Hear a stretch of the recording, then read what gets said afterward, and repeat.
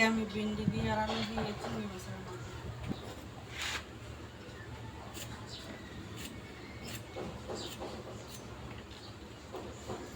চিংড়ি মাছ দিয়ে রান্না করতেছি।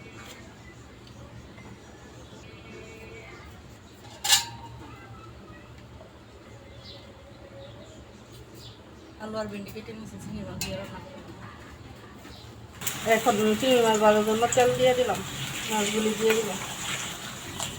চিংড়িগুলি এখন ভাজা শেষ, এখন আমি উঠিয়ে নেব। এখন আমার আলুগুলো ভাজা শেষ, এখন হালকাভাবে আলতু হাতে ভেন্ডিগুলির সাথে ভেজে নেব। এখন আমার আলু আর ভেন্ডি ভাজা শেষ, এখন আমি উঠিয়ে দিব সাদা তেল, দিয়ে দিলাম পেঁয়াজ কুচি। এখন আমার পেঁয়াজগুলো ভাজা শেষ, দিয়ে দিব মরিচ, হলুদ, লবণ, আদা রসুন। এখন মশলাগুলো ভালোভাবে কষিয়ে নেব। একটু পানি দিব মশলা কষানোর জন্য। ভালোভাবে মশলাটা কষানো হলে তারপরে আমি আলু ভেন্ডি দিয়ে দিব। এখন আমার মশলা কষানো শেষ, মশলা থেকে তেল ছেড়ে দিচ্ছে, এখন আমি সবজিগুলি দিয়ে দিব।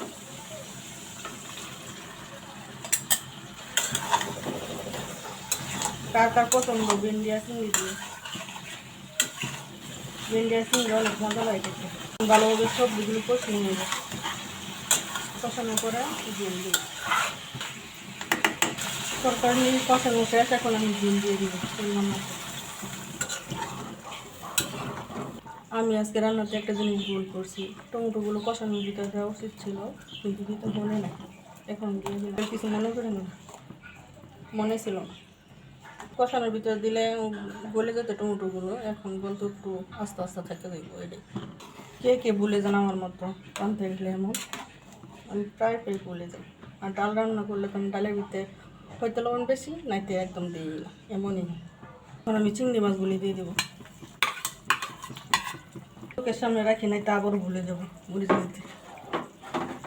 এখন আমি কাঁচামরিচগুলি দিয়ে দিব। টমেটোগুলি গলে না, আস্তে আস্তে রয়ে গেছে। তরকারি রান্না শেষ, নামিয়ে নিই।